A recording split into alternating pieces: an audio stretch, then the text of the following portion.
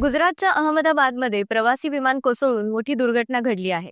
Air इंडियाचे विमान AI-171 दुर्घटनाग्रस्त झाल्याने एकच खळबळ उडाली आहे. विमानात एकूण 242 प्रवासी प्रवास करत होते. यापैकी 169 भारतीय, 53 ब्रिटिश, 1 कॅनेडियन आणि 7 पोर्तुगीज नागरिक होते. अहमदाबादहून लंडन गॅटविकला दुपारी 1:38 निघालेले हे विमान बोईंग 787-8 होते. विमानात 242 प्रवासी आणि क्रू मेंबर्स होते, ज्यामधील 2 पायलट आणि 10 क्रू मेंबर्स होते. या विमानात महाराष्ट्रातलीही प्रवासी होते, ज्यामुळे राज्यात हळहळ व्यक्त होत आहे. विमानातील प्रवाशांची यादी समोर आली असून यामध्ये महाराष्ट्राचे 3 प्रवासी आणि 1 क्रू सदस्य दिसत आहे. क्रू मेंबर्सच्या यादीत अपर्णा महाडिक या खासदार सुनील तटकरे यांचे नातेवाईक आहेत, तर प्रवाशांच्या यादीत मयूर अशोक पाटील, महादेव पवार आणि आशाबेन पवार ही मराठी नावं दिसत आहेत.